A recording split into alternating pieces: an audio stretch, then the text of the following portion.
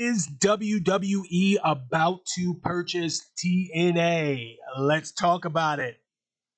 This is Rob the Wrestling Old Head, opening the portal for all to show up my opinion on the pro wrestling product with 36 years of wrestling fandom. This is the community wrestling safe space. Now, let's get into it. Is WWE going to purchase TNA? Hell no. But TKO might. Hey, who knows what's going to happen going forward with this deal that WWE seemingly has with TNA. But if TNA was going to sell to TKO or the WWE, then why didn't they let Scott D'Amore buy and purchase TNA? Anthem seemingly is doing something, though, because as a report from Dave Meltzer, and I'm paraphrasing because I'm not going to quote that mess. No, I'm just kidding. All respect to Dave Meltzer. But, quote, paraphrasing this quote, it apparently means that there is nothing planned for TNA after August the 9th. So what's going on? What are they doing? And they've got Jordan Grace showing up again in NXT, and apparently there's been some interaction through Twitter between Moose, Joe Hendry, Drew McIntyre, Austin Creed, aka Xavier Woods. They're all talking and they're all hyping up this When Worlds Collide scenario. Marvel versus Capcom, Street Fighter versus SNK or whatever that was. SK, I forget what it was. I didn't really play that much. I was Marvel versus Capcom. But what about you? Marvel versus Capcom? You probably don't even know what that game is because I'm an old head. But anyways, so WWE TNA, is it just a couple of cross-promotion events where a couple matches happen, or is it something more? Is it something beneath the surface? Now, TKO would probably be interested in that TNA library because a lot of the WWE superstars, past, present, and some future stars were a part of TNA. So it would be nice. I personally would like to see AJ Styles in the TNA Hall of Fame, and I think it's a travesty that he hasn't been already. Maybe he has. You guys let me know in the comments, but I don't think he has. I'd like to see that. And in another video that I'm going to leave up here, I erroneously said Samoa Joe and Christopher Daniels when talking about the TNA Hall of Fame. It's true, they're not a part of the Hall of Fame, but they're a part of the AEW, not a part of the WWE. So it doesn't matter if WWE and TNA do a cross promotion where there's a Hall of Fame. Samoa Joe and Christopher Daniels, at least as of now, are not going to be a part of it. But if the TKO purchases TNA, is that going to be a huge body blow to professional wrestling? Because I'm going to be honest, I do not see TNA becoming a contender again. They had their time about 10 to 12 years ago, and it just did not pan out. And they threw everything at WWE that they could. They threw a Monday night head-to-head show. They had Hulk Hogan. They had Eric Bischoff. They had Bully Ray with the Aces and Eights. They had Brooke Hogan show up. They had Sting, Jeff Hardy, Kurt Angle, Mick Foley, Ric Flair. They threw Scott Steiner, Booker T. They threw them all. Kevin Nash. Everybody, they tried to throw it and try to compete with the WWE. WWE looked at them, swatted them like a fly. They brought Bret Hart in to feud with Vince McMahon, and the rest is history, my friends. It did not work.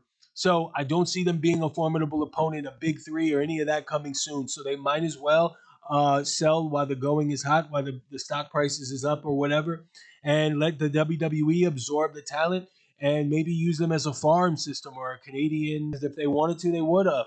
I mean, maybe TKO can purchase, maybe TKO can allow them on a working agreement to do a few shows, to do a few WWE live events. I mean, if you remember, the WWE was trying to do some Forbidden Door stuff with Progress, with the WXW in Germany, with Evolve, more recently with Evolve.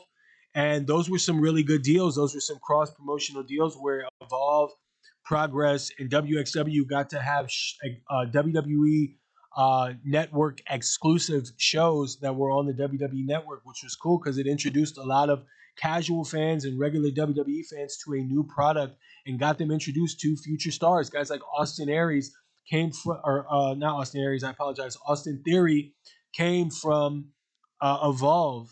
You know, a lot of the superstars that you see today, if you go look it up, came from Evolve, WXW, Progress. Volta, aka Kunta, was a part of WXW and Progress. Drew McIntyre had a couple of matches out there as well. So there is some history there between WWE opening up the Forbidden Door. So I do not think that it's all about like sucking all of the resources out of TNA and then just spitting them out with just bones and and that's it. I think that it is going to be a beneficial deal, and hopefully WWE learns from what AEW did with the Forbidden Door and doesn't just try and do a talent raid with no reciprocation. Because in my opinion, AEW's Forbidden Door was a one-sided door, and I talk about it in the video that I'm going to leave up here. You guys can check it out. I think that honestly, Forbidden Door is was supposed to be the top of the top from every promotion coming together and having dream matches, and now most of those dream matches are housed within the AEW bubble.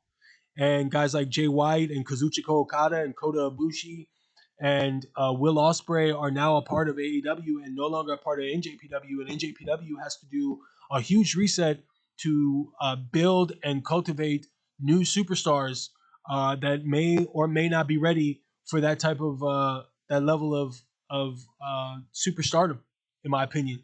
So and then AEW's gimme back is like, here, I'll give you John Moxley and have him take your IWGP Championship, and then he'll eventually lose it to somebody like Shota Umino or something. Like, I don't know. I just didn't think it was fair. I'm not hating on AEW's decisions, and what they're doing. They got to do what they got to do. But when they came to TNA as well, I just really felt like it was one-sided, and I talk about that in the video. But hey, that's just my opinion. So WWE's Forbidden Door is opening. Is it going to be beneficial for all parties, or is WWE just going to buy him out? You guys let me know in the comments. Let me know what you think.